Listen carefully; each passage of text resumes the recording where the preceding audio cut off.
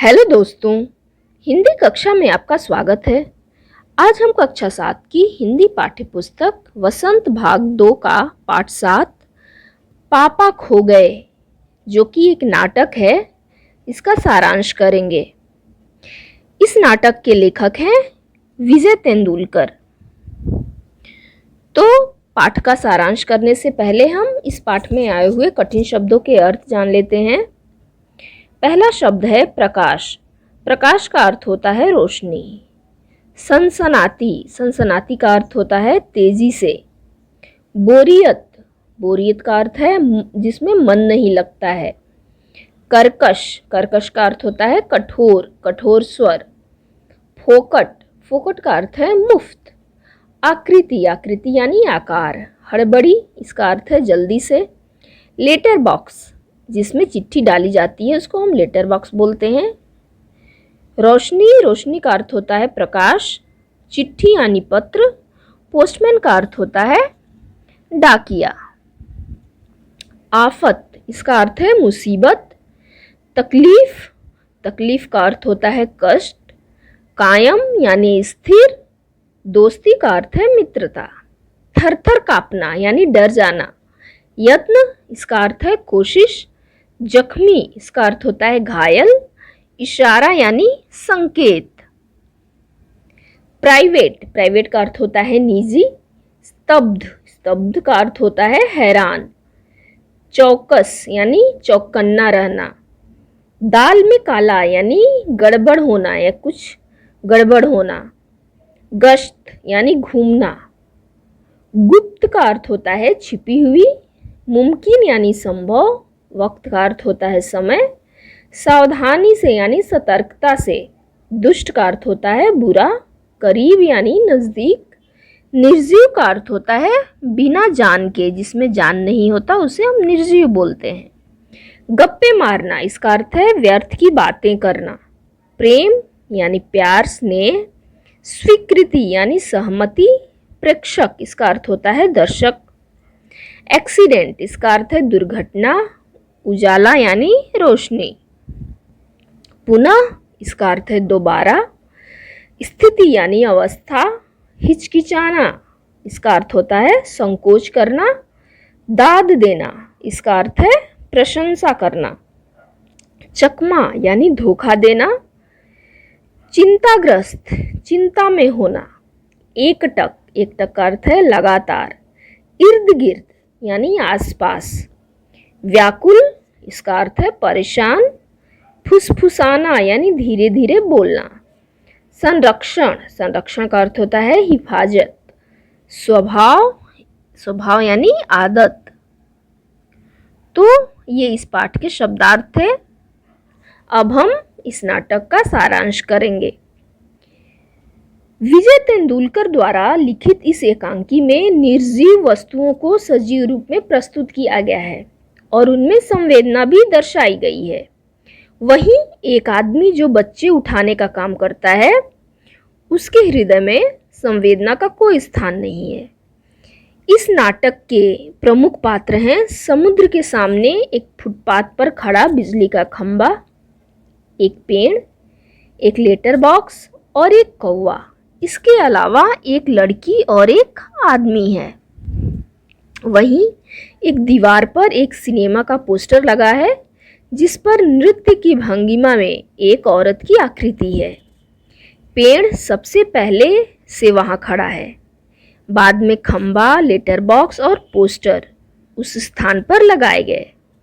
शुरू शुरू में खंबा पेड़ से बातें नहीं करता था, लेकिन एक बार आंधी तूफान की रात में पेड़ खंभे को गिरने से बचाता है और उसे अपने ऊपर रोक लेता है। तभी से दोनों की दोस्ती हो जाती है। यह एकांकी एक रात की घटना का वर्णन कर रही है। रात में हवा तेज थी, जिससे कभी कभी पोस्टर पर बनी महिला का संतुलन बिगड़ जाता है और उसके घुंघरू बज उठते हैं। रात के अंधेरे में पेड़ और खंबा बातें कर रहे हैं। लेटर बॉक्स रह रह कर कुछ भजन गुनगुनाता है, जिससे वहीं सोया हुआ काला कौवा झुंझला उठता है। अतः समय बिताने के लिए लेटर बॉक्स अपने पेट में चिट्ठियां निकालकर पढ़ने लगता है। उसी समय किसी के आने की आहट सुन सभी चुप्पी साध लेते हैं। एक दुष्ट व्यक्ति एक छोटी बच्ची को अपने कंधे पर उठाकर लाता है और उसे पेड़ की ओट में डाल देता है। वह बच्ची उठाने वाला था और वह उस छोटी लड़की को सोते हुए ही उसके घर से उठा लाया था। उसने उसे बेहोशी की दवा दी थी जिससे वह अभी तक सो रही थी। उस आदमी को भूख लगी थी। वह बच्ची के ऊपर अपना कोट फैला देता है और भोजन की खोज में चला जाता है। पेड़, खंभा, लेटर बॉक्स और कौवा यह देखकर चिंतित हो जाते हैं। बच्ची अत्यंत भोली और प्यारी थी। सब घबरा जाते हैं कि वह आदमी न जाने इस बच्ची के साथ क्या करेगा। वे उसकी रक्षा के संबंध में विचार विमर्श करने लगते हैं। उनकी बातचीत सुनकर लड़की जाग जाती है। उसे लगता है जैसे वह कोई सपना देख रही हो। वह हैरान होती है कि वे आवाजें कहाँ से आ रही हैं।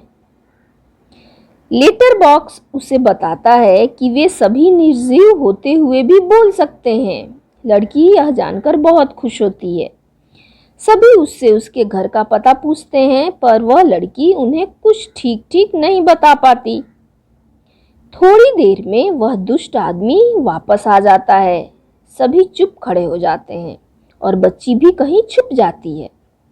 वह आदमी बच्ची को न पाकर क्रोधित हो जाता है और उसे ढूंढने लगता है। पेड़, खंभा, लेटर बॉक्स अपनी जगह से खिसक खिसक कर बच्ची को छिपाने का प्रयास करते हैं। अचानक कौवा भूत भूत चिल्लाने लगता है। उसके साथ साथ सभी चिल्ला पड़ते हैं और वह आदमी डरकर भाग जाता है।